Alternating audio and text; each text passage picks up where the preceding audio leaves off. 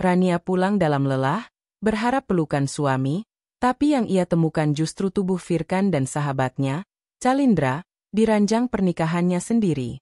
Ia usir mereka tanpa sehelai kain pun, memblokir semua akses, termasuk rekening. Tapi saat rahasia Firkan terbongkar, benarkah pengkhianatan itu bagian dari rencana? Atau justru akhir dari segalanya? Langit sore itu muram, seakan tahu bahwa sesuatu dalam hidup Rania perlahan mulai patah. Angin berembus lesu menyapu wajahnya ketika ia keluar dari gedung kantor dengan langkah yang tak pernah ia percepat.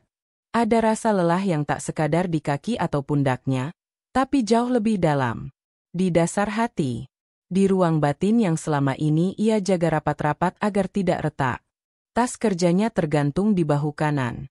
Sementara tangan kirinya menggenggam kunci motor dengan kuku yang sudah mulai mengelupas catnya.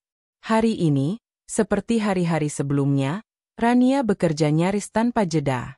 Memeriksa dokumen, menyusun laporan, melayani klien yang kadang menyebalkan. Semuanya demi rumah yang sudah 5 tahun ia bangun bersama Firkan, suaminya. Ya, Firkan. Lelaki yang dulu membuat jantungnya berdetak lebih cepat hanya karena senyum kecil di ujung bibir. Lelaki yang dulu menjanjikan langit dan bintang, dengan ucapan yang terdengar seperti nyanyian, bukan kebohongan. Tapi entah sejak kapan, langit itu redup, dan bintang-bintang itu padam. Firkan tak lagi hangat. Ia tak lagi memeluk Rania saat perempuan itu pulang. Tak lagi bertanya apakah hari ini melelahkan. Bahkan sekadar menatap pun, rasanya sudah menjadi hal langka yang terlalu mewah. Rania menyalakan motor. Mesin meraung pelan, seolah ikut menyesali kenyataan yang mulai ia sadari. Rumah itu bukan lagi tempat untuk pulang dengan hati senang. Ia hanya singgah, meletakkan lelah, lalu kembali menata tenaga untuk esok yang akan sama. Perjalanan pulang tak terlalu jauh. Tapi di dalam dadanya, ada perasaan yang memanjang seperti jalan tak berujung. Ia menahan tangis yang tak tahu sebab pastinya. Apakah karena firasat, atau karena cinta yang mulai terasa sepihak? Sesampainya di halaman rumah, Rania menghela napas panjang. Rumah itu tampak sepi. Pagar tidak terkunci. Jendela ruang tamu tertutup, seperti biasa. Namun ada sesuatu yang mengganggu. Entah kenapa sandal rumah yang biasa dipakai Firkan berpindah letak, menghadap ke arah pintu belakang. Ah, mungkin dia sedang di dapur, gumam Rania pelan, mencoba menenangkan detak jantungnya yang berdebar tak jelas. Ia membuka pintu pelan. Bau makanan tidak tercium. Tak ada suara televisi. Rumah itu sunyi. Terlalu sunyi. Langkahnya terhenti saat melihat meja ruang tengah. Ada 2 gelas kopi, masih setengah isi. Gelas yang satu memakai cangkir favoritnya, yang bertuliskan, "You are my morning joe." Gelas itu hanya digunakan oleh satu orang selain dirinya. Calindra. Rania menatap gelas itu lama. Lalu berjalan menuju dapur. Tak ada siapapun. Tapi suara dari arah kamar membuat tubuhnya seketika membeku. Ada tawa kecil. Lirih, tapi nyata. Suara perempuan. Dan satu lagi, suara Firkan. Tidak mungkin, desisnya. Tapi langkahnya tetap maju. 1, 2, 3 langkah. Tangannya meraih gagang pintu kamar. Ia bergetar, tapi tak mundur. Dan saat pintu itu terbuka, dunia Rania pecah tanpa suara. Di hadapannya, di atas ranjang yang setiap malam ia rapikan, yang setiap pagi ia tinggalkan dengan doa, terbaring tubuh Firkan dan Calindra, sahabat yang sudah dianggap saudara sendiri. Telanjang. Saling peluk. Saling senyum. Untuk sepersekian detik, waktu seperti berhenti. Suara dari luar rumah lenyap. Jantungnya berhenti berdetak. Udara berhenti mengalir. Namun tak lama kemudian, kemarahan itu membakar tubuhnya dengan suhu yang tak bisa diukur. "Ah, apa kalian lakukan?" teriak Rania, menggema keras hingga membuat 2 pengkhianat itu melompat panik dari ranjang. Calindra mencoba menarik selimut, menutupi tubuhnya. Firkan berdiri, terbata-bata, wajahnya pucat. "Rania, aku ini nggak seperti yang..." "Diam!" bentak Rania dengan suara yang tidak pernah ia keluarkan seumur hidupnya. Ia menggenggam pintu dengan tangan gemetar. Air mata mengalir, bukan karena cinta, tapi karena harga diri yang diinjak-injak begitu keji. Aku kerja siang malam, buat bayar tagihan, buat makan kita. Aku capek, Firkan. Aku bahkan gak pernah minta apa-apa, cuma setia. Dan ini yang kamu kasih? Di rumah ini. Di tempat tidur kita? Sama dia? Tangannya menunjuk Calindra yang kini hanya bisa menangis tanpa suara. Firkan tertunduk. Aku Filaf, Rani, aku. Kalian berdua, keluar dari rumahku sekarang juga. Sekarang. Telanjang sekali. Aku nggak peduli. Teriaknya lagi, kali ini suaranya pecah di ujung. Calindra mulai memohon. Rania, aku minta maaf. Aku sayang sama dia dari dulu, tapi aku takut bilang. Sayang. Rania tertawa getir. Kamu tahu berapa banyak rahasia yang aku bagi ke kamu? Tentang dia? Tentang pernikahan ini? Dan kamu malah tidur sama suamiku. Di rumahku. Tanpa menunggu lagi, Rania membuka lemari, mengambil pakaian-pakaian Calindra yang pernah tertinggal, lalu melemparkannya keluar jendela. Keluar. Sekarang juga. Firkan mencoba mendekat, tapi Rania langsung menamparnya. Jangan sentuh aku. Jangan pernah sentuh aku lagi. Dengan amarah membuncah dan rasa hancur yang tak bisa dijelaskan, Rania mengusir keduanya keluar dari rumah. Tanpa busana. Tanpa ampun. Ia bahkan mengunci pintu dari dalam dan menutup semua tirai. Hening. Tangisnya baru pecah ketika semua suara berhenti. Ia jatuh berlutut di lantai ruang tengah, menangis seperti anak kecil yang kehilangan segalanya dalam satu hari. Tangannya meraih ponsel. Ia membuka aplikasi bank, mengganti semua kata sandi, memblokir akses Firkan. Tak ada uang sepeser pun yang bisa disentuhnya lagi. Ia mengambil dompet Firkan dari meja, mengeluarkan semua kartu dan identitas, lalu membuangnya ke tempat sampah. Malam itu, rumah yang selama ini ia sebut tempat pulang, berubah menjadi reruntuhan dari cinta yang telah dibunuh diam-diam. Dan Rania tahu, tak ada yang bisa mengembalikan apa yang sudah hancur. Bukan lagi cinta. Yang tersisa hanya luka. Malam telah berganti. Tapi udara di dalam rumah itu masih berbau pengkhianatan. Rania duduk di tepi ranjang, menatap kosong dinding kamar yang semalam menjadi saksi dari hancurnya sebuah pernikahan. Selimut berantakan, sprei terlepas dari ujung ranjang, dan gorden masih setengah terbuka.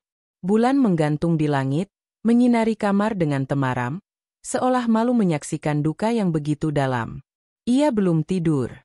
Sejak suara pintu ditutup dengan keras setelah Firkan dan Calindra melangkah keluar tanpa busana, tak ada satu detik pun yang memberinya rasa damai. Ia tak menangis lagi. Air matanya sudah habis. Yang tersisa hanya perasaan hampa, seperti tubuh tanpa jiwa.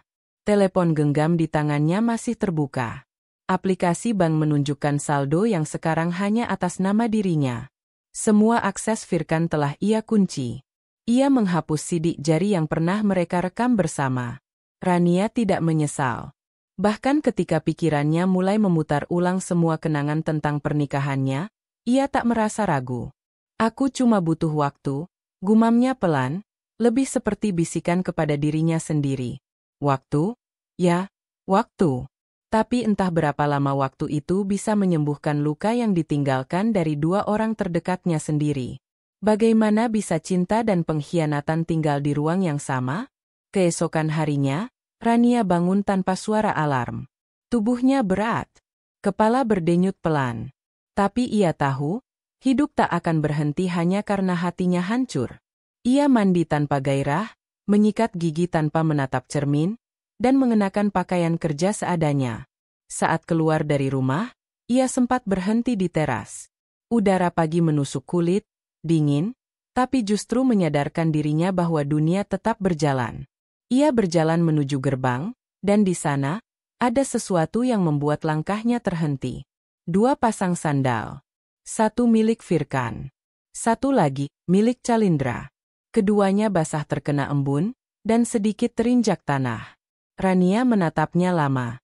Kemudian tanpa berkata apapun, ia ambil kedua sandal itu dan melemparkannya ke tong sampah. Tanpa rasa, tanpa getaran di dada, ia pergi ke kantor, menjalani hari seperti biasa. Tapi sesungguhnya, tidak ada yang biasa hari itu. Di tempat kerjanya, rekan-rekan menyapa seperti biasa. Tapi Rania tidak banyak bicara. Ia menjawab seadanya. Ia menghindari percakapan panjang, bahkan menolak ajakan makan siang dari Lestari, rekan dekatnya yang biasanya menjadi teman berbagi cerita. Ia lebih banyak diam, menatap layar, mengetik laporan dengan teliti, mencoba sibuk agar pikirannya tidak terbang kembali ke malam itu. Namun saat matahari mulai condong ke barat, dan waktunya pulang mulai mendekat, tubuhnya terasa gelisah. Ada keengganan untuk pulang. Rumah itu kini terasa seperti ruangan penuh kenangan busuk. Ia tahu ia harus menghadapi semuanya, tapi kaki ini seperti berat diajak kembali ke tempat itu. Meski begitu, ia tetap melangkah. Karena di sanalah satu-satunya tempat yang ia miliki. Sesampainya di depan rumah, Rania kembali mendapati sesuatu yang ganjil. Kali ini bukan sandal, melainkan setangkai bunga mawar yang tertancap di pagar. Tidak ada kartu ucapan. Tidak ada pita. Hanya bunga, dengan kelopak yang masih segar. Rania memandang sekeliling. Tak ada orang. Tak ada kendaraan berhenti. Ia mengambil bunga itu dan mencium baunya perlahan. Aroma wangi. Terlalu wangi. Bukan jenis mawar yang biasa dibeli Firkan. Ia membawa bunga itu masuk, meletakkannya di meja makan, lalu duduk. Suara detak jam terdengar jelas di tengah keheningan rumah. "Kenapa aku masih di sini?" tanyanya lirih pada dirinya sendiri. Ia tahu, setiap sudut rumah ini telah ternoda. Namun ia juga tahu, ia belum siap pergi. Rumah ini bukan hanya milik mereka berdua. Ini hasil dari kerja kerasnya selama bertahun-tahun. Ia yang mengajukan cicilan. Ia yang mencicil perabot. Ia yang membayar tagihan listrik dan air. Dan ia juga yang memelihara kehangatan rumah, sendirian. Ia masuk ke kamar, mencoba membereskan sisa-sisa kekacauan semalam. Sprei diganti. Bantal disemprot pewangi. Selimut dijemur. Ia membuka jendela, membiarkan cahaya masuk.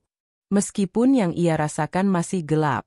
Saat membuka lemari, matanya menangkap sesuatu. Sebuah skarf milik Calindra, terlipat rapi di antara pakaian Rania sendiri. Warna coklat tua, dengan bordiran kecil berbentuk daun. Tangannya menggapai skarf itu, lalu mengepalkannya kuat-kuat. Aroma parfum yang dulu sering dipuji Rania sebagai harum kini membuat perutnya mual.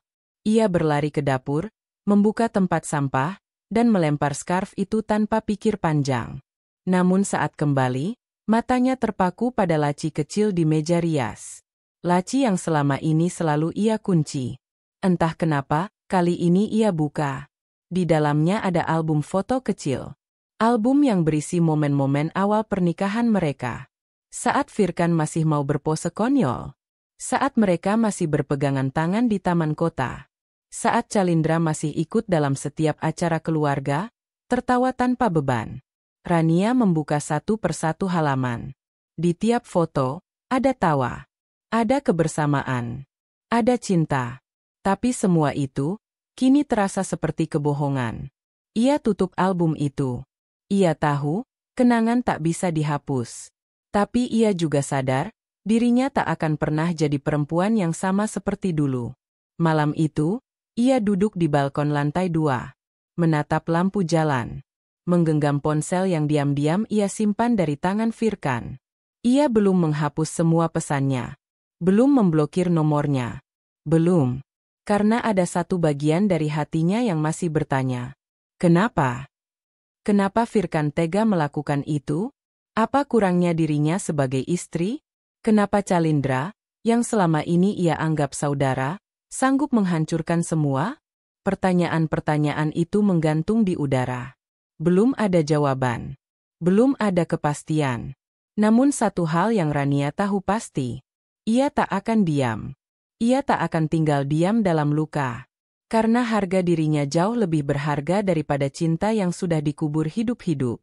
Waktu berjalan seperti siput yang tersesat, lambat dan tanpa arah. Rania masih terjebak dalam sisa malam panjang yang belum benar-benar berakhir, meski pagi sudah berkali-kali menyapa jendelanya. Ia menjalani hari dengan tubuh yang bergerak, tapi jiwa yang tertinggal di malam pengkhianatan. Di kantor, ia bekerja dengan wajah tenang.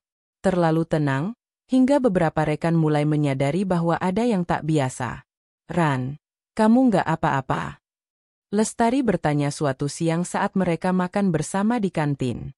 Rania mengangkat wajah, menyunggingkan senyum tipis. "Aku baik." Jawaban yang sederhana, tapi hampa. Lestari menatap lebih lama, tapi tidak memaksa. Mereka saling memahami lewat diam. Namun tidak semua hal bisa dibungkam dengan ketenangan. Di dalam hati Rania, badai sedang menggulung-gulung. Ia berusaha berdiri tegak, tapi goyah. Ia mencoba beraktivitas seperti biasa, tapi setiap kali pulang ke rumah, bayangan Firkan dan Calindra masih berjejak di setiap dinding. Dan hari itu, badai itu mulai menunjukkan taringnya. Pulang dari kantor lebih awal karena rapat dibatalkan, Rania memutuskan mampir ke minimarket. Ia membeli beberapa bahan makanan ringan, tisu, dan 2 botol air mineral. Dalam perjalanan menuju kasir, matanya menangkap sosok yang sangat ia kenal berdiri di rak belakang. Calindra. Dengan penampilan acak-acakan. Rambut tak disisir, wajah pucat, dan pakaian longgar seolah baru keluar dari tempat yang tak layak disebut rumah. Rania menahan napas. Detak jantungnya berubah cepat. Ia tak tahu harus berbalik atau maju. Tapi Calindra sudah menoleh, dan mata mereka bertemu. Sunyi. Tak ada kata yang keluar. Hanya tatapan yang mengandung ribuan amarah, luka, dan pertanyaan tak terucapkan. Calindra maju perlahan. Mulutnya gemetar saat berbicara. "Ran, aku." Berhenti di situ, potong Rania dingin. Tangannya mengepal di balik keranjang belanja. "Aku cuma mau minta maaf." Suara Calindra lirih, nyaris tak terdengar. Aku nggak pernah niat nyakitin kamu, Rania, sungguh." Rania tertawa. Ringan tapi menyakitkan. "Kamu nggak niat nyakitin aku, tapi kamu tidur sama suamiku di ranjangku. Di rumahku. Setelah semua cerita hidup yang pernah kita bagi. Setelah semua kepercayaan yang kamu hancurkan." Calindra menunduk. Bibirnya bergetar. Aku salah besar." Tapi Firkan bilang, "Kalian udah nggak harmonis lagi. Dia bilang kamu terlalu sibuk sama kerjaan. Aku lemah. Aku bodoh." Berhenti menyalahkan keadaan. Suara Rania mulai meninggi. "Kamu perempuan dewasa, Calindra. Kamu tahu apa yang kamu lakukan. Kamu tahu itu salah. Tapi kamu tetap lakukan. Jangan bungkus dosa pakai alasan." Pengunjung lain mulai menoleh. Tapi Rania tak peduli. Ia merasa dadanya sudah terlalu sesak. "Aku kehilangan semuanya, Ran. Firkan juga ninggalin aku," kata Calindra pelan, matanya berkaca-kaca. "Aku kira dia bakal milih aku. Tapi setelah malam itu, dia pergi. Dia nggak bisa dihubungi. Aku sendirian." Rania menatapnya lama. Satu sisi dirinya ingin mencaci. Tapi sisi lain justru merasa lebih muak daripada marah. Ia melihat bukan lagi sosok sahabat, tapi hanya perempuan yang tersesat dalam permainan yang ia buat sendiri. "Kalau kamu pikir aku akan kasihan, kamu salah tempat," ucapnya dingin. "Kamu kehilangan dia? Bagus. Karena kamu nggak pantas dapat apapun setelah yang kamu lakuin." Ia melangkah pergi, meninggalkan Calindra di antara rak minuman dan keheningan yang menggigit. Malam itu, Rania duduk di ruang tengah. Tak ada suara. Televisi mati. Musik pun tak terdengar. Tangannya memegang ponsel Firkan. Ya, ponsel yang dulu Firkan tinggalkan dalam kepanikan malam ia diusir. Ponsel itu terkunci, tapi Rania tahu polanya. Ia pernah melihatnya beberapa kali, dan entah kenapa, jari-jarinya bergerak dengan yakin. Masuk. Kotak pesan penuh. Grup keluarga, grup kantor, dan satu chat pribadi bernama Rencana Baru. Rania membuka percakapan itu. Awalnya ia pikir itu hanya catatan pekerjaan. Tapi semakin ia membaca, hatinya bergetar. Firkan, aku akan mengakhiri semuanya, Rin. Aku nggak bisa terus-terusan begini. Aku salah udah bawa dia ke rumah. Tapi aku juga pengen tahu, apa Rania masih cinta sama aku, atau cuma numpang hidup bareng. Firkan, aku bakal bikin dia lihat sisi terburukku. Kalau dia pergi, berarti dia nggak sesetia itu. Tapi kalau dia tetap, mungkin aku masih punya alasan buat bertahan. Firkan, Calindra cuma alat, Rin. Aku nggak cinta dia. Dia tahu dari awal. Tangan Rania gemetar. Matanya tak berkedip.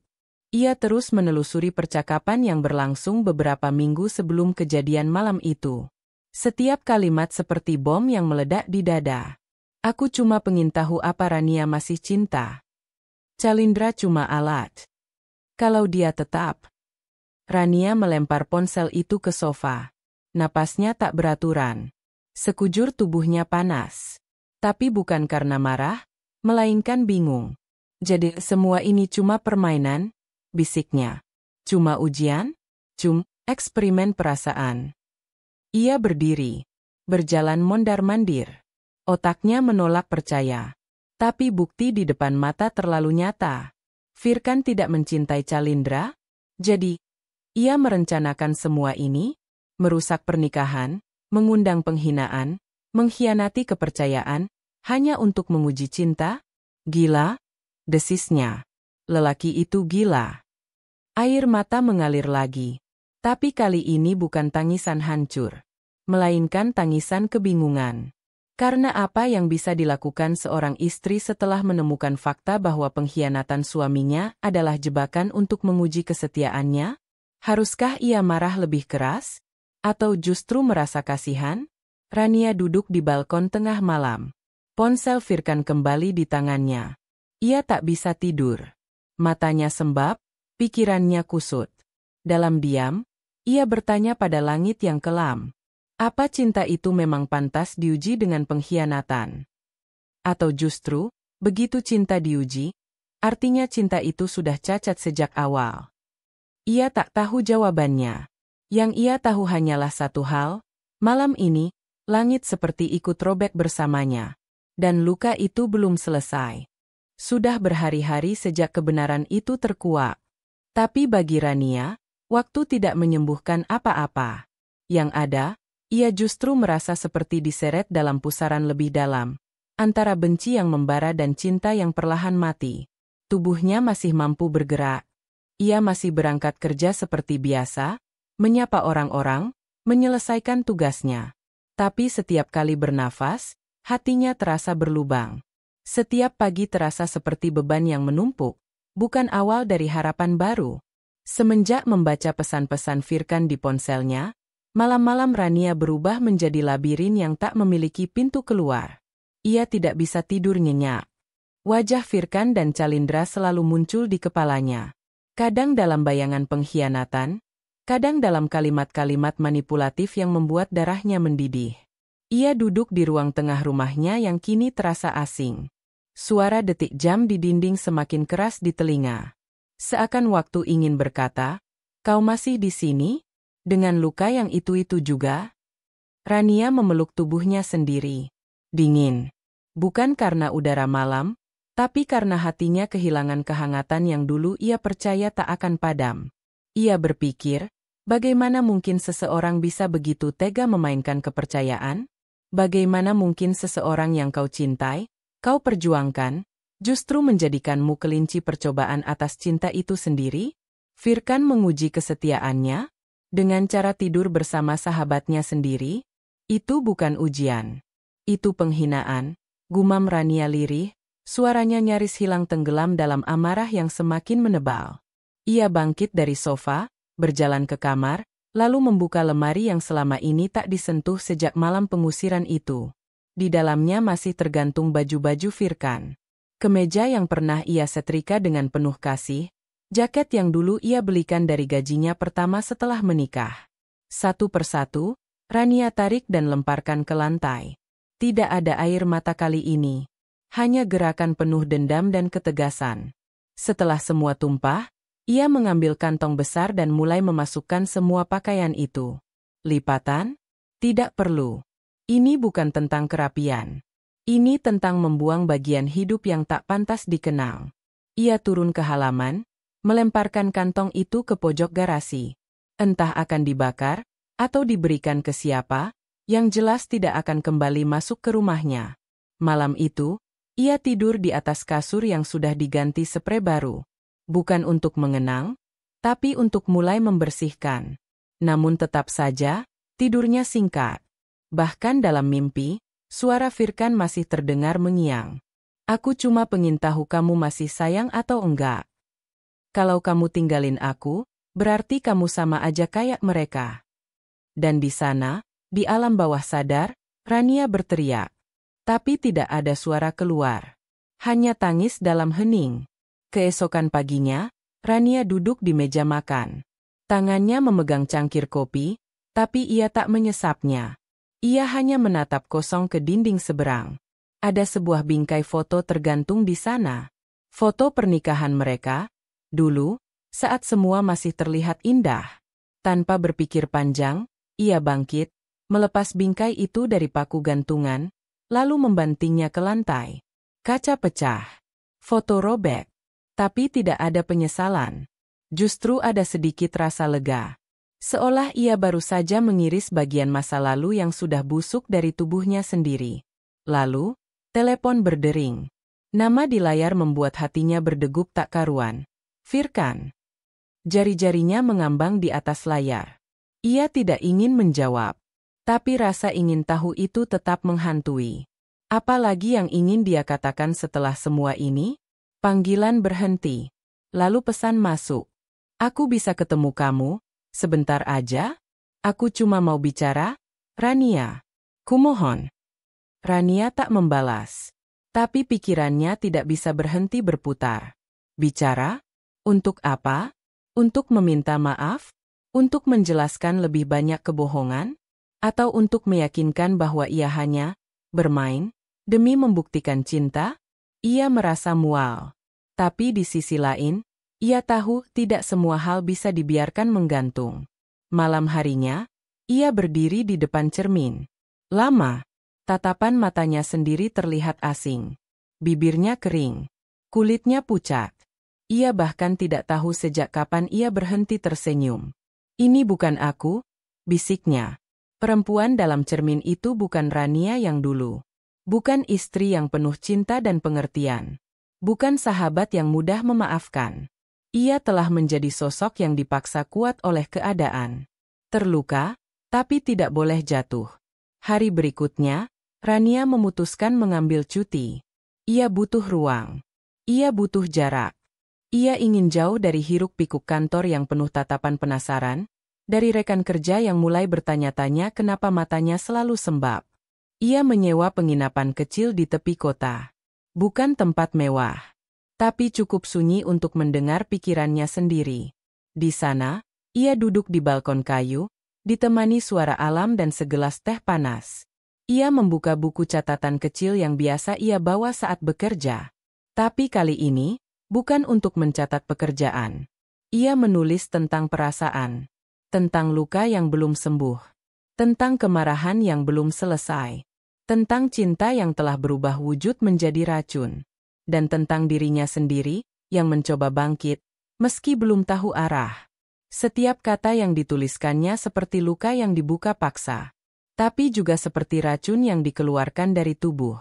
Saat malam turun, Rania kembali menerima pesan dari nomor Firkan. Kalau kamu nggak bisa maafin aku terima. Tapi aku cuma ingin kamu tahu, semua yang aku lakukan karena aku takut kehilangan kamu. Rania menatap pesan itu lama. Lama sekali. Sampai akhirnya ia menjawab dengan satu kalimat pendek. Kalau kamu takut kehilangan, kenapa justru kamu yang lepaskan aku lebih dulu? Hari itu, untuk pertama kalinya, Rania merasa tenang setelah sekian lama. Bukan karena masalahnya selesai. Tapi karena ia mulai menerima bahwa tidak semua luka harus diberi ruang untuk pulih. Sebagian luka hanya perlu ditinggal. dan dibiarkan mati bersama kenangan. Mendung menggantung di langit, seperti menyerap suasana hati Rania yang semakin berat.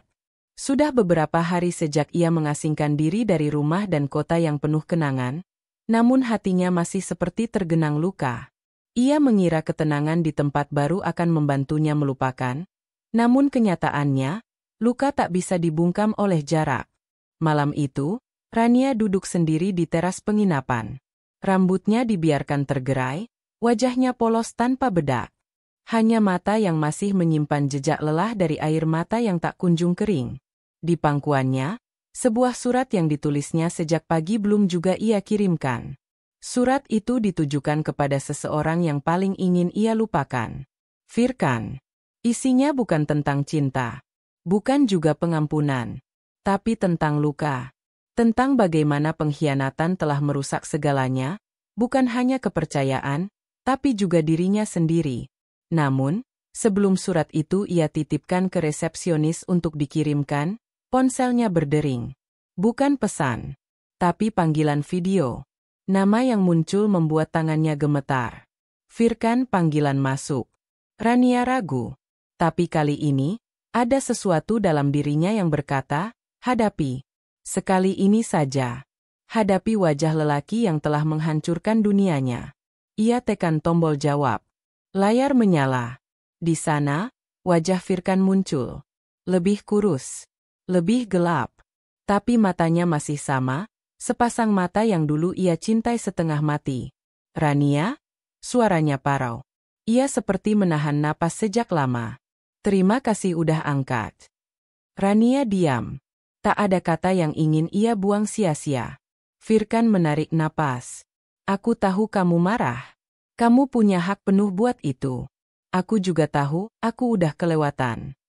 Masih tak ada respons. Rania hanya menatap, tanpa emosi, tanpa air mata. Firkan melanjutkan. Aku cuma pengen kamu tahu, semua itu bukan karena aku nggak sayang sama kamu. Justru karena aku terlalu takut kehilangan kamu, Ran. Rania tertawa pelan. Sakit. Penuh ironi. Takut kehilangan, suaranya akhirnya terdengar. Pelan, tapi tajam. Lalu kenapa kau pilih cara paling keji untuk membuktikannya? Dengan tidur bersama sahabatku sendiri. Firkan tertunduk. Wajahnya memerah. Ia tak sanggup menatap balik. Aku pikir kamu terlalu sibuk. Kamu berubah, kamu dingin, katanya terbata. Rania menggeleng. Dan kau pikir, aku juga nggak merasa itu dari dirimu? Tapi aku bertahan. Karena aku pikir semua rumah tangga pasti mengalami masa sulit. Aku bekerja keras, bahkan sampai tubuhku nyaris tumbang, supaya kita tetap hidup. Ia berdiri, membawa ponsel lebih dekat ke wajah. Tapi kau malah mempermalukanku di rumahku sendiri. Di ranjangku. Dengan sahabatku. Lalu bilang semua itu hanya uji kesetiaan? Kau pikir aku mainan? Firkan terdiam lama. Udara di sekitarnya seperti membeku. Setelah kamu usir malam itu, ujarnya lirih, aku pergi ke hotel. Calindra ikut, tapi aku nggak biarin dia dekat lagi. Aku sadar, semuanya salah. Bahkan sebelum kamu pulang lebih cepat, aku udah mikir buat nyudahi semua ini. Rania mencibir. Kau sadar? Tapi tetap kau lanjutkan. Kau undang dia ke rumah. Kau tidur dengannya. Dan sekarang, kau harap aku bisa percaya semua yang kau katakan. Firkan mengangguk pelan. Aku nggak minta dipercaya. Aku cuma pengen minta maaf. Bukan buat kembali, tapi buat menebus. Tebus? Rania menatapnya tajam. Tebusan apa yang bisa menyembuhkan harga diri yang kau injak? Hening kembali merajai. Firkan menggigit bibir. Matanya berkaca. Aku kehilangan semuanya, Ran. Termasuk diriku sendiri. Aku nggak punya siapa-siapa lagi. Calindra, dia pergi. Dia malu. Dan aku cuma tinggal penyesalan. Rania mendesah berat. Kalau penyesalan bisa mengubah masa lalu, aku akan jadi perempuan paling bahagia sekarang. Mereka saling menatap lama dari layar masing-masing. Aku hancur, Firkan. Tapi aku sedang membangun diriku kembali. Dan dalam hidup baruku nanti, tidak akan ada tempat untukmu lagi. Ia menutup panggilan. Tanpa salam. Tanpa penundaan. Tangannya menggenggam ponsel erat-erat. Tangisnya pecah lagi. Tapi kali ini berbeda. Tangis ini bukan karena ingin Firkan kembali. Bukan karena cinta. Tapi karena kelegaan setelah berani bicara. Setelah menumpahkan isi hati yang lama ia pendam dalam diam. Beberapa hari setelah itu, Rania kembali ke rumah. Tidak karena rindu, tapi karena waktunya menata ulang semuanya. Ia bersihkan sudut-sudut yang menyimpan aroma pengkhianatan. Ia ganti posisi sofa. Ia cuci tirai. Ia bahkan mendekorasi ulang kamar, membuang tempat tidur lama, menggantinya dengan kasur baru. Di tengah proses itu, ia menemukan barang yang ia kira sudah ia buang. Sebuah surat dari Firkan, diselipkan di balik buku agenda. Entah kapan dikirim, mungkin lewat jasa antar. Ia membacanya perlahan. Rania, maaf. Kata itu tak cukup untuk menambal lukamu. Tapi izinkan aku mengatakannya. Aku tak tahu apa yang ada di kepalaku waktu memutuskan, menguji, cinta kita. Aku terlalu pengecut untuk bicara jujur. Terlalu bodoh untuk melihat ketulusanmu. Aku tahu, tak akan ada jalan kembali. Dan aku tidak akan memaksamu. Tapi satu yang aku harap, kau bisa hidup lebih baik tanpaku. Karena kau pantas bahagia, dengan atau tanpa aku. Firkan. Surat itu ia lipat. Bukan untuk disimpan. Tapi untuk diikat bersama serpihan masa lalu yang akan ia kubur dalam-dalam. Hari-hari berikutnya, Rania sibuk membangun rutinitas baru. Ia mulai mengikuti kelas daring pengembangan diri. Ia bergabung dengan komunitas perempuan penyintas trauma rumah tangga. Di sana, ia mendengar kisah-kisah yang lebih getir dari dirinya. Tapi justru dari sanalah ia merasa tidak sendiri. Satu malam, saat selesai memberi semangat kepada anggota baru di komunitas, seseorang mengirim pesan lewat surel. Bu Rania, tulisan ibu sangat menyentuh. Terima kasih telah membagikan pengalaman. Semoga ibu selalu kuat. Doa kami bersama ibu. Rania menatap layar. Bibirnya mengembang perlahan. Untuk pertama kalinya dalam waktu yang lama, ia tersenyum. Karena meski tak ada pelukan dari Firkan, tak ada kata maaf dari Calindra yang memuaskan, dan tak ada akhir bahagia seperti di cerita dongeng. Ia tahu satu hal. Ia telah menjadi perempuan yang tidak lagi menangis untuk cinta yang menyakitinya. Dan dalam diam, itu adalah kemenangan yang tak bisa dicuri siapapun. Sudah cukup. Itulah yang akhirnya benar-benar tertanam dalam kepala Rania. Dua kata sederhana, tapi mampu menghentikan ribuan keraguan yang selama ini menyelimuti hatinya. Ia tidak tahu bagaimana tepatnya ia sampai di titik ini. Tapi setelah semua tangisan, penyesalan, dan percakapan penuh luka, ia mulai tahu, luka tidak selamanya butuh obat. Ada kalanya, luka hanya perlu ditinggal, agar kering sendiri. Hari-hari Rania tak lagi diisi dengan kalimat, apa aku terlalu keras?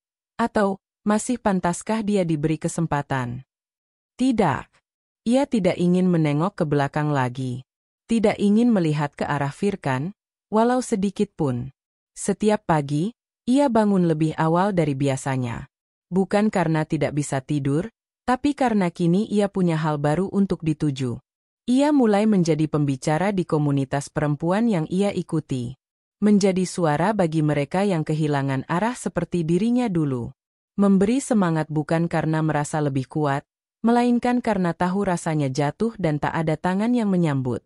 Pagi itu, ia berdiri di depan aula kecil. Mengenakan blus biru muda dan rok panjang krem, sederhana tapi elegan. Rambutnya diikat rapi. Wajahnya segar. Dan matanya kini menyimpan semangat yang tak bisa lagi diguncang hanya oleh satu nama, Firkan.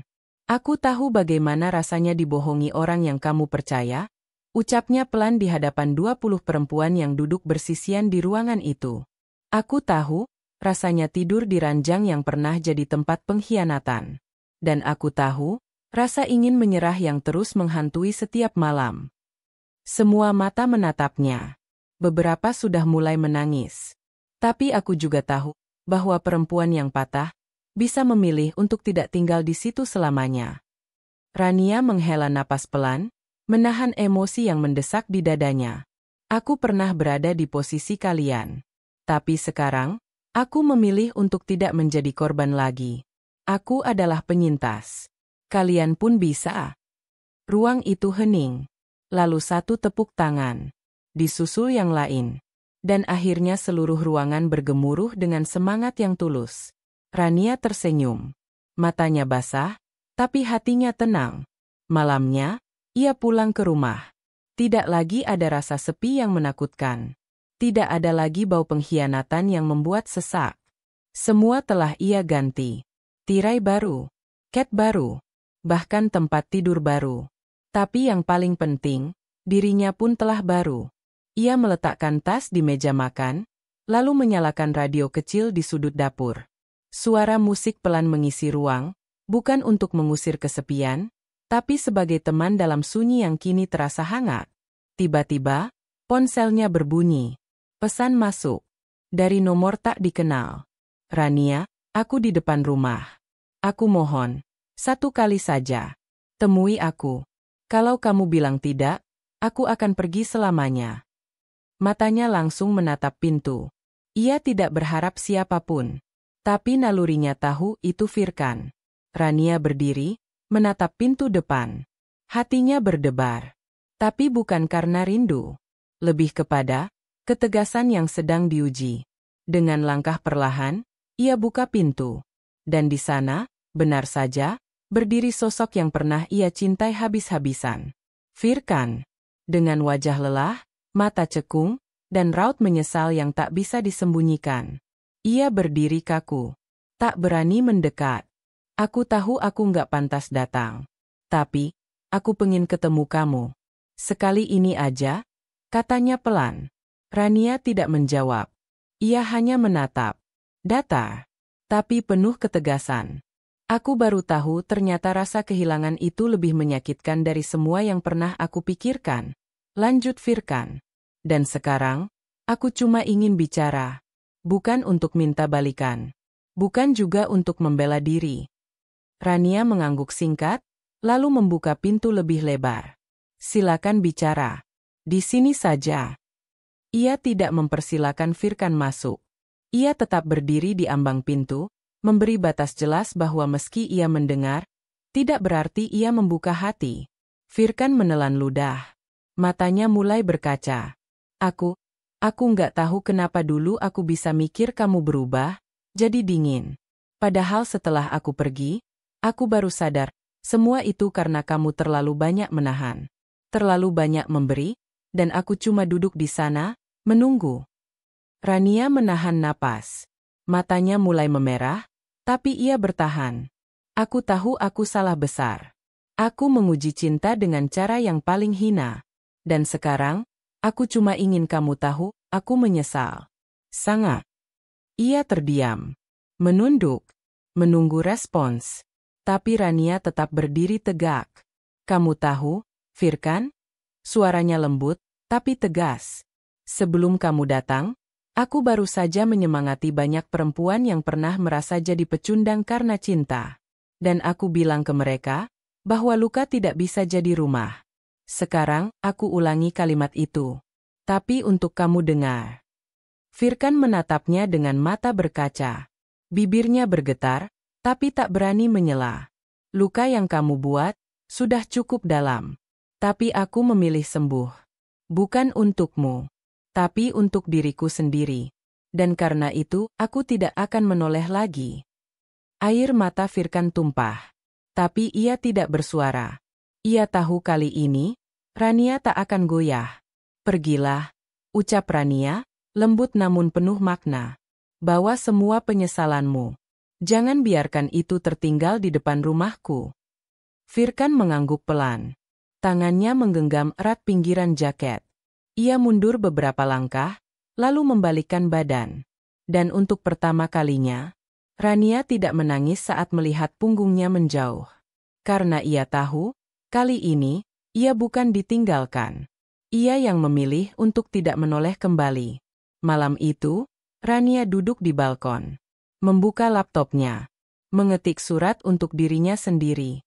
Rania, terima kasih sudah bertahan. Terima kasih sudah tidak runtuh, meski dunia mencoba mematahkanmu. Kamu bukan perempuan lemah. Kamu bukan korban. Kamu adalah cahaya bagi dirimu sendiri.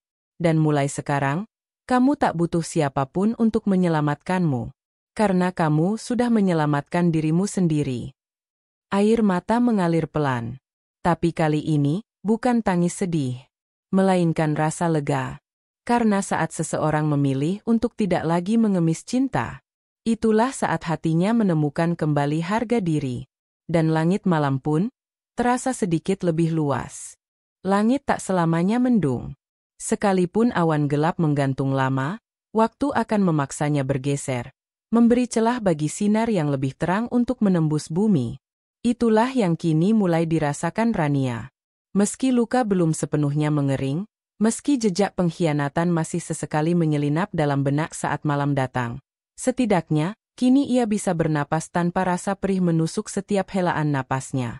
Pagi itu, ia berjalan menyusuri koridor kantor dengan langkah yang ringan.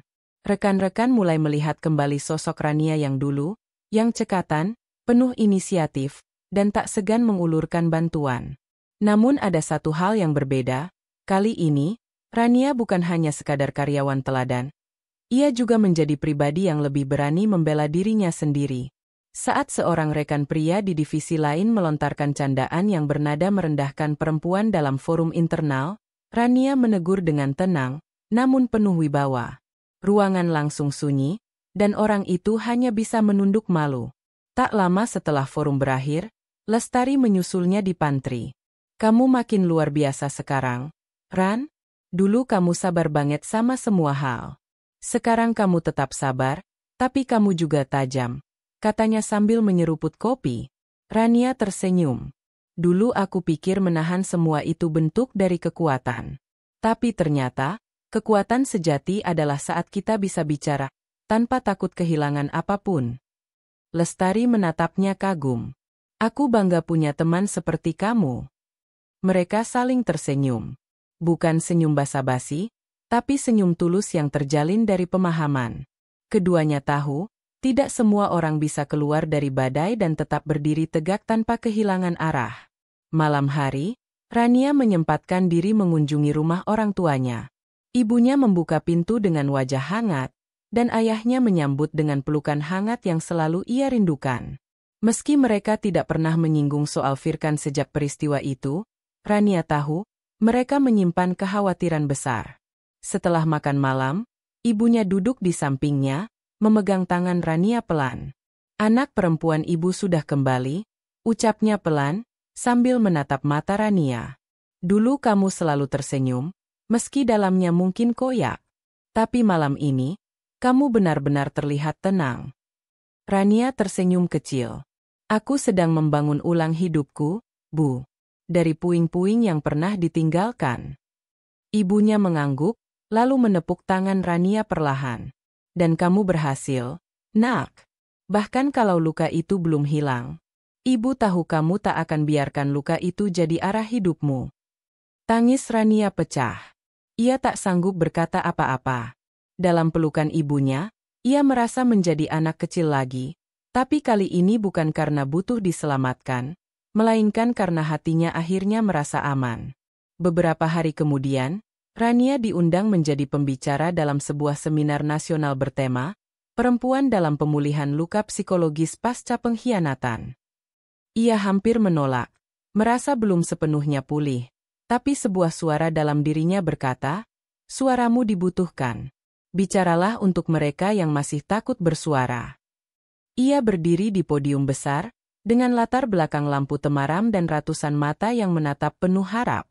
Saya pernah menjadi perempuan yang mengorbankan segalanya demi mempertahankan rumah tangga. Saya pernah menjadi istri yang memaklumi segalanya, bahkan ketika cinta telah berubah menjadi pedang yang menikam dari belakang. Suaranya bergetar, tapi ia tetap melanjutkan. Tapi saya juga perempuan yang akhirnya berkata, cukup. Karena harga diri saya, bukan sesuatu yang boleh digadaikan demi mempertahankan seseorang yang tak tahu cara menghargai. Suara tepuk tangan membahana. Beberapa peserta berdiri, memberikan penghormatan. Rania tak menangis di atas panggung. Tapi di dalam hatinya, air mata bahagia mengalir pelan. Ia telah pulih. Bukan karena waktu, melainkan karena pilihan. Namun hidup selalu menyimpan ruang untuk kejutan. Beberapa minggu setelah seminar itu, Rania menerima surat dalam amplop coklat polos. Tanpa nama pengirim. Hanya alamat rumahnya yang tertulis di atas label kecil. Ia membukanya perlahan. Di dalamnya, selembar surat dan satu foto kecil. Surat itu ditulis tangan, huruf yang tak mungkin ia lupakan. Rania, maaf kalau surat ini membuatmu kembali mengingatku. Aku sudah pergi jauh, secara fisik dan juga batin. Aku pindah ke kota lain, meninggalkan semuanya. Tapi sebelum benar-benar lenyap dari hidupmu, aku ingin mengucapkan terima kasih. Terima kasih karena kamu pernah mencintaiku dengan tulus. Terima kasih karena kamu telah mengajariku arti kehilangan yang sesungguhnya. Dan maaf, karena aku baru menyadari semua itu setelah menghancurkanmu. Di foto ini, aku sedang mengikuti pelatihan menjadi relawan untuk korban kekerasan dalam rumah tangga. Aku tahu, aku tak akan pernah cukup layak menebus kesalahanku. Tapi aku ingin menutup sisa hidupku dengan sesuatu yang lebih berarti. Aku tak berharap kamu membalas surat ini. Tapi bila suatu hari nanti kita bertemu lagi, dan kamu tak menoleh, aku akan mengerti. Firkan. Rania memegang foto itu. Di sana, Firkan terlihat duduk di antara para relawan, mengenakan kaos putih polos, tersenyum. Senyum yang tidak lagi mengundang nostalgia, melainkan ketenangan bahwa ia tidak lagi menjadi beban di hati. Rania menaruh surat itu di dalam laci meja, bersama surat-surat penting lain. Tapi kali ini, bukan sebagai kenangan, melainkan sebagai penutup bab yang tak akan ia buka kembali. Di penghujung malam, ia duduk di balkon, ditemani langit bertabur bintang. Ia menyesap teh hangat sambil mendengarkan lagu klasik yang lembut. Ia menatap langit lalu bergumam pelan. Aku telah mencintaimu sepenuh hati, Firkan, dan aku juga telah melepaskanmu sepenuhnya. Lalu ia tersenyum, menutup matanya sejenak. Untuk pertama kalinya dalam hidupnya, ia merasa utuh, meski tanpa siapapun di sampingnya. Karena akhirnya, Rania tahu, perempuan yang paling kuat, bukan yang bertahan dalam luka, tapi yang mampu berdiri dan berjalan meski hatinya pernah dibelah tanpa ampun. Dan malam itu, langit benar-benar terasa bersih. Tak ada bayang-bayang masa lalu. Tak ada niat untuk menoleh. Hanya langkah baru yang menanti. Pagi itu, udara terasa hangat dan lembut, seakan dunia ikut merayakan kehidupan baru yang tengah dibangun perlahan oleh seorang perempuan yang telah melewati badai panjang. Rania membuka jendela kamarnya lebar-lebar, membiarkan sinar matahari masuk, menyentuh kulitnya, dan menyegarkan pikirannya. Hari ini berbeda. Bukan karena ia akan menghadiri acara besar, bukan pula karena ada pertemuan penting. Tapi karena hari ini, ia bangun tanpa beban di pundak. Tidak ada air mata yang tertahan. Tidak ada dentingan kenangan yang menusuk pelipis. Hanya ketenangan. Ia mengambil buku catatannya, yang dulu penuh dengan kalimat sedih dan rencana-rencana untuk bertahan, dan mulai menulis sesuatu yang berbeda. Aku tidak lagi mengingatmu dengan marah, Firkan. Aku tidak lagi memikirkan Calindra dengan sakit. Karena aku tahu, luka hanya akan menetap selama aku membiarkannya tinggal. Dan hari ini, aku memilih membiarkanmu pergi. Tanpa benci, tanpa cinta. Hanya keikhlasan yang tak lagi membutuhkan alasan. Tangannya berhenti sejenak. Senyum tipis muncul di wajahnya. Ia menutup buku itu perlahan, menatap keluar, lalu mengambil telepon dan menghubungi nomor yang akhir-akhir ini sering ia jadikan tempat berbagi ide. Beberapa bulan terakhir, Rania memang semakin aktif terlibat di komunitas dan proyek advokasi perempuan. Ia bergabung dengan tim kecil yang mengembangkan aplikasi konseling daring gratis bagi korban kekerasan rumah tangga. Aplikasi itu bernama Langkah Baru, dan kini sedang dalam tahap finalisasi. Di tengah tim itu, Ada satu nama yang belakangan menarik perhatiannya, Arvino, seorang konselor muda yang memiliki latar belakang psikologi klinis dan pengalaman mendampingi puluhan kasus. Pribadinya tenang, tutur katanya halus, dan sorot matanya selalu penuh pengertian. Namun Rania tidak pernah melihatnya lebih dari sekadar rekan satu visi. Sampai hari itu. Pagi, Rania, sapa Arvino saat video call tersambung. Aku udah revisi proposal untuk kerja sama dengan Yayasan Mitra Cinta. Kamu bisa cek sekarang. Sudah kulihat. Aku setuju semua, jawab Rania cepat. Tapi, bukan itu alasan aku menghubungi. Arvino tersenyum kecil. Lalu, Rania menghela napas. Aku ingin bilang terima kasih. Untuk setiap kali kamu mendengarkan. Untuk tidak pernah memaksa. Untuk selalu hadir sebagai teman, bukan penyelamat. Sorot mata Arvino berubah sedikit lebih lembut. Terima kasih kembali, Rania. Karena kamu pun mengingatkanku, bahwa kekuatan tidak selalu muncul dari kemenangan. Tapi dari luka yang dipeluk dan diterima. Mereka saling menatap melalui layar kecil itu, namun ada kehangatan yang terasa nyata. Diam yang tidak canggung. Hening yang justru menenangkan. Rania tidak sedang jatuh cinta. Bukan juga ingin terburu-buru membuka hati. Tapi ia mulai belajar bahwa tidak semua pria datang untuk merusak. Ada yang hadir hanya untuk menemani, tanpa memaksa masuk. Dan itu cukup. Hari-hari berlalu dengan cepat. Proyek, langkah baru, akhirnya diluncurkan secara resmi. Rania didapuk menjadi pembicara utama dalam peluncuran tersebut. Auditorium kecil di pusat kota dipenuhi ratusan perempuan dari berbagai kalangan. Semua datang bukan hanya untuk mendapatkan bantuan, tapi juga untuk menyaksikan bahwa penyembuhan itu nyata. Dan Rania adalah buktinya. Di atas panggung, ia tidak berbicara dengan naskah. Ia hanya berbicara dengan hatinya. Aku pernah hampir kehilangan segalanya, tapi yang paling menyakitkan adalah hampir kehilangan diriku sendiri. Ucapnya dengan suara bergetar. Namun aku bangkit, bukan karena aku hebat, tapi karena aku memutuskan untuk tidak tinggal dalam luka. Aku memutuskan untuk memulai, meski tertatih. Tepuk tangan mengalir deras. Beberapa perempuan menangis, beberapa berdiri sambil memeluk satu sama lain. Dan dari sudut auditorium, berdiri Arvino, menatap Rania dengan mata penuh hormat. Malam harinya, Rania duduk di sebuah kafe kecil. Ia menatap secangkir coklat panas di depannya. Hujan tipis turun di luar. Musik lembut mengalun. Di hadapannya, duduk Arvino. Tidak ada agenda kerja, tidak ada laptop, tidak ada proposal.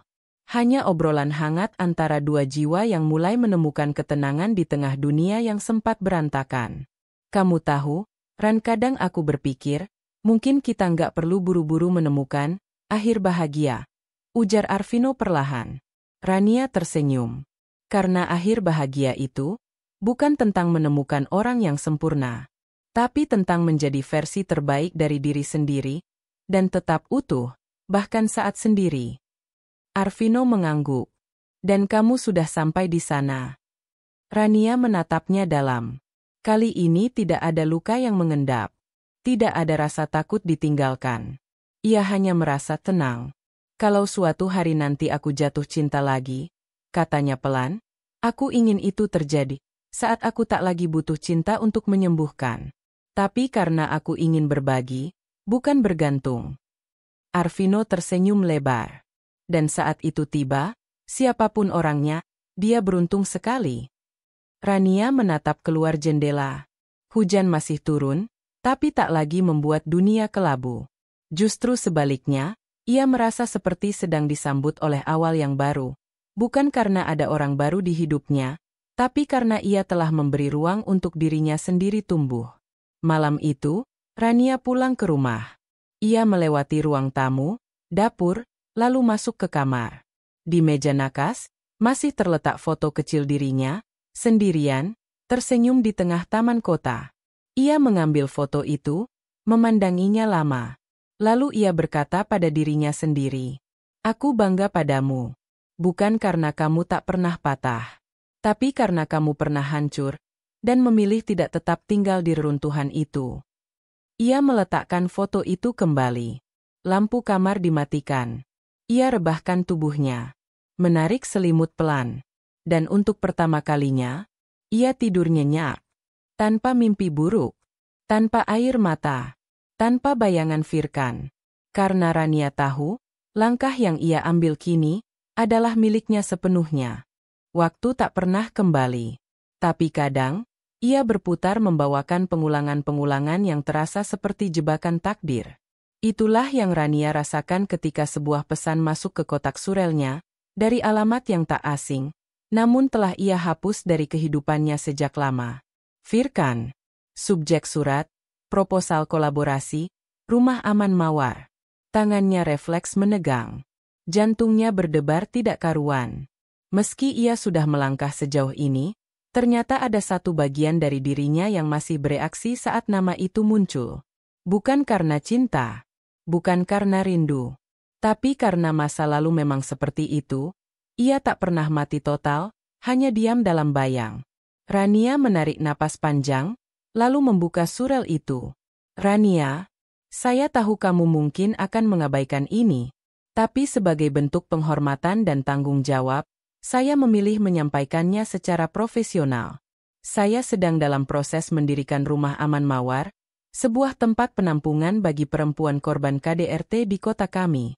Dalam proses ini, saya menyadari jaringan kamu dan program langkah baru sangat kuat dan bisa membantu lebih banyak orang. Jika kamu bersedia mempertimbangkan, saya sangat berharap kita bisa berkolaborasi dalam batas profesional yang jelas. Jika tidak, saya akan sepenuhnya memahami. Firkan. Rania menatap layar lama sekali. Hatinya bertarung. Bagian dirinya yang kini sudah tenang berkata, abaikan. Tutup saja. Ini bukan urusanmu. Tapi bagian lain yang kini telah tumbuh menjadi pribadi penuh empati berkata, kau tahu rasanya jadi perempuan yang tidak punya tempat berlindung. Kau tahu artinya rumah aman untuk mereka yang sedang tertatih. Dan seperti biasa, suara empati lebih kuat. Beberapa hari kemudian, Rania menghadiri pertemuan tertutup di sebuah kafe privat. Bukan karena ingin bertemu Firkan, tapi karena perwakilan dari Yayasan Mitra Cinta memintanya langsung. Mereka tertarik menjembatani kerjasama antara dua program besar itu. Dan Rania tahu, jika ia menolak, akan ada lebih banyak korban yang kehilangan akses perlindungan. Kafe itu tenang. Meja kayu panjang di sudut ruangan telah disiapkan. Rania datang mengenakan setelan formal warna gelap. Raut wajahnya tak menunjukkan gejolak apapun, meski dalam dadanya ada sesuatu yang masih mengeras, bekas luka yang tak ingin disentuh, tapi kini harus dihadapi lagi. Firkan sudah duduk di sana. Menunduk. Begitu ia melihat Rania, ia berdiri refleks, menyapa dengan suara rendah. Halo, Rania. Rania mengangguk. Singkat, dingin, namun sopan. Kita mulai saja. Percakapan berlangsung datar. Tak ada percikan emosi, tak ada sentuhan pribadi. Hanya pembahasan tentang anggaran, tim pelaksana, rencana pelatihan, dan sistem koordinasi. Tapi saat rapat hampir selesai, perwakilan yayasan berkata, kami ingin kerjasama ini tak hanya jadi formalitas. Kami berharap akan ada kampanye publik bersama. Dan karena kalian berdua adalah figur utama, bagaimana kalau Rania dan Pak Firkan tampil dalam satu sesi siaran langsung? Sejenak suasana hening. Firkan menoleh ke Rania. Tidak memaksa, tidak memohon, hanya menunggu. Dan Rania dengan tenang menjawab, saya bersedia. Selama semua pertanyaan tetap pada koridor profesional. Hari siaran langsung tiba. Ruang studio dipenuhi peralatan, kru, dan naskah pertanyaan. Mereka duduk bersebelahan, tapi dengan jarak cukup lebar. Kamera mulai merekam. Moderator membuka acara, memperkenalkan mereka sebagai dua penggerak sosial yang dulunya berasal dari kisah pribadi yang pahit. Salah satu pertanyaan yang diajukan. Bu Rania, bagaimana Anda bisa bekerja sama dengan seseorang yang pernah sangat melukai Anda? Senyum Rania pelan, namun tegas. Saya tidak melupakan. Tapi saya memilih untuk tidak membiarkan luka itu mengendalikan hidup saya. Saya percaya, selama seseorang mau berubah dan tidak mengulang kesalahannya, ia berhak diberi ruang. Ruang bukan untuk dekat, tapi untuk memperbaiki dampaknya kepada orang lain. Moderator lalu menoleh ke Firkan. Dan Pak Firkan, apa yang Anda pelajari dari semua ini? Firkan menatap kamera. Saya belajar bahwa penyesalan tidak pernah cukup, tapi bisa menjadi awal dari perubahan. Dan saya juga belajar bahwa kehilangan perempuan seperti Rania bukan hanya kehilangan cinta, tapi kehilangan arah hidup. Maka satu-satunya cara saya menebus adalah dengan berbuat sesuatu untuk mereka yang pernah saya abaikan. Wajah Rania tetap tenang. Tidak ada senyum. Tapi juga tidak ada air mata. Ia mendengarkan, seperti seseorang yang melihat dari tempat jauh, tanpa lagi terikat. Setelah siaran usai, Rania berdiri hendak meninggalkan ruangan.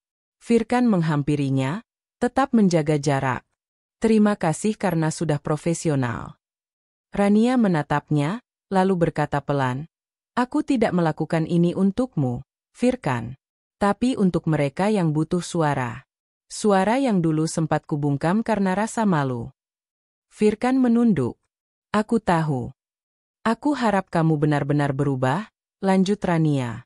Bukan karena ingin ditebus, tapi karena kamu akhirnya menyadari bahwa luka yang kau beri bukan sekadar cerita, tapi kenyataan yang hidup dan bernapas. Firkan menatapnya, mata itu masih sama. Tapi Rania tak lagi tenggelam di sana.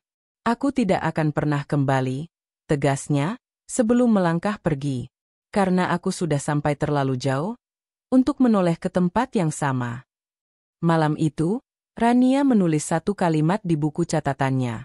Ujian terakhir bukan untuk menguji apakah aku masih mencintaimu, tapi untuk membuktikan bahwa aku sudah sepenuhnya mencintai diriku sendiri.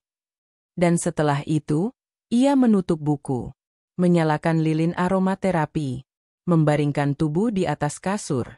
Hening. Tidak ada rasa bangga, tidak ada rasa hebat, hanya rasa tenang, karena ia tahu, ia telah melewati ruang tergelap yang dulu ia kira akan menelannya hidup-hidup. Dan besok, ia akan melangkah lagi, dengan hati yang tak lagi membawa beban, dengan langkah yang tak lagi dihantui bayangan. Ada satu masa dalam hidup Rania, saat ia mengira bahagia itu datang dari tangan orang lain. Saat ia percaya bahwa perempuan sekuat apapun tetap membutuhkan sandaran bernama cinta dari seseorang yang bisa ia sebut rumah. Tapi perjalanan panjang yang ia lewati, penuh luka, air mata, dan pengkhianatan, mengubah seluruh cara pandangnya. Kini, rumah tak lagi berupa seseorang, tapi ketenangan yang ia bangun sendiri. 2 tahun telah berlalu sejak malam itu, saat ia mengusir Firkan dan menyaksikan bayangan pengkhianatan pergi tanpa kembali.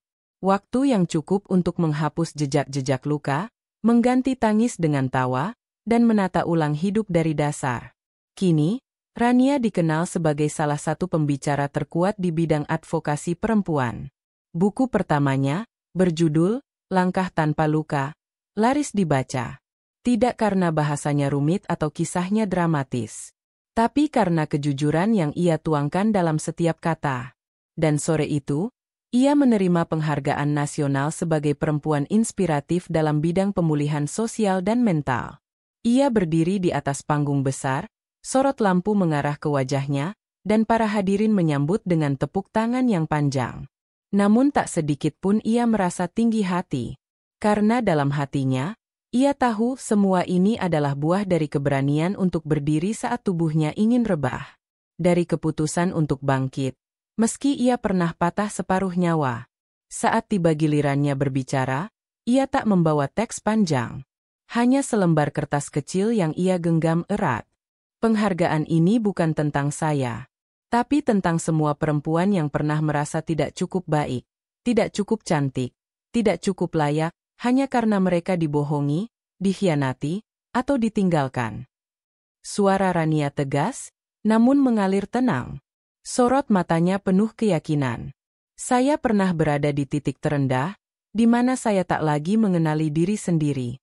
Tapi disitulah saya sadar Jika saya menunggu orang lain menyelamatkan saya, maka saya akan tetap tenggelam. Dan ketika saya berhenti menunggu, saya belajar berenang. Pelan, tapi pasti. Suasana ruangan sunyi. Semua mendengarkan tanpa berani menyela. Dan kepada setiap perempuan yang sedang memeluk luka malam ini, percayalah, kamu tidak sendiri. Luka itu tidak harus disembunyikan.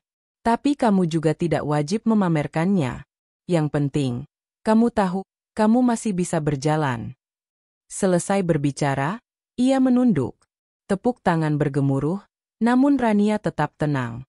Ia turun dari panggung, melewati barisan undangan, lalu duduk kembali di tempatnya, di samping orang-orang yang dulu tak pernah ia kenal, namun kini menjadi bagian dari hidup barunya. Di luar gedung, udara malam cukup sejuk. Rania berjalan perlahan menuju mobil. Di parkiran, seseorang menyapanya. Bukan dengan pelukan atau panggilan mesra. Hanya seutas senyum sopan dan anggukan kecil. Arvino. Lelaki yang dulu sempat hadir, kemudian memilih tetap menjadi teman, tanpa memaksa, tanpa melangkah terlalu jauh. Mereka tetap berteman, sesekali bekerja sama, tapi tidak ada keterikatan yang menuntut. Dan itulah yang membuat Rania merasa nyaman. Selamat, Ran, ucap Arvino. Kamu bukan cuma menginspirasi banyak orang, tapi juga menyelamatkan banyak jiwa. Rania tersenyum. Aku hanya bercerita, sisanya mereka yang memutuskan untuk berubah. Mereka berjalan beriringan ke arah mobil Rania. Hening sejenak. Lalu Arvino berkata, kamu tahu dulu aku ingin sekali mendampingimu. Tapi sekarang aku sadar, kamu tidak butuh pendamping. Kamu hanya butuh ruang yang aman untuk terus tumbuh. Rania menoleh padanya. Dan kamu telah menjadi ruang itu. Dengan caramu sendiri. Arvino tersenyum. Tidak menjawab. Tapi dari sorot matanya, Rania tahu, mereka saling memahami, tanpa perlu janji atau status. Hubungan itu tak harus berlabel, selama hati merasa damai. Beberapa minggu kemudian, Rania membuka pusat konseling bernama Ruang Pulih. Tempat itu bukan hanya sekadar klinik psikologis, tapi rumah bagi mereka yang sedang menata ulang diri. Ia membangun tempat itu dari sisa-sisa tabungan, bantuan yayasan, dan hasil bukunya. Di dalamnya, tak ada foto dirinya. Tak ada nama besar. Hanya dinding yang dihiasi kalimat-kalimat penyemangat. Kamu bukan luka yang kau terima. Menangis bukan tanda lemah, tapi proses untuk menjadi kuat. Berjalanlah, meski perlahan. Karena berhenti bukan pilihan. Setiap kali ada perempuan datang dalam diam, dengan wajah pucat, mata sembab, dan tangan gemetar, Rania menyambut dengan pelukan dan secangkir teh hangat. Ia tidak menawarkan solusi. Hanya telinga yang siap mendengar, dan hati yang tak menghakimi. Suatu hari, seorang remaja perempuan datang ke ruang pulih. Ia duduk lama tanpa bicara. Matanya kosong. Di tangannya, ada luka samar seperti goresan lama. Rania duduk di hadapannya. Tidak bertanya. Tidak memaksa. Setelah hampir 1 jam, gadis itu akhirnya bicara. Aku pernah ingin mati. Rania menatapnya lembut. Tapi kamu di sini sekarang. Itu artinya kamu masih ingin hidup. Tangis gadis itu pecah. Dan di pelukan Rania, ia menangis sepuasnya. Seperti anak kecil yang menemukan pelindung pertamanya setelah sekian lama tersesat. Setelah sesi itu, gadis itu memeluk Rania dan berbisik pelan. Terima kasih karena tidak menyuruhku kuat. Tapi memberiku izin untuk rapuh. Dan kalimat itu, menjadi hadiah terbaik yang pernah Rania terima sepanjang hidupnya. Malam terakhir di tahun itu, Rania duduk di teras ruang pulih. Sendiri. Menatap langit yang bersih dan bintang-bintang yang bersinar tenang. Di tangannya, ada secangkir kopi. Di pikirannya, ada 1000 langkah ke depan. Ia memejamkan mata. Dan dalam hening malam, ia berkata dalam hati, aku tak lagi menunggu cinta yang sempurna.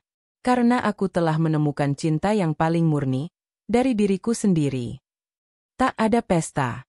Tak ada kembang api, tapi di dalam dadanya, meledak sebuah rasa yang lebih megah dari segalanya. Kemenangan. Kemenangan yang tak butuh pengakuan. Kemenangan dalam diam. Dan sejak malam itu, Rania tak lagi berjalan dalam bayang. Karena cahaya itu kini berasal dari dirinya sendiri.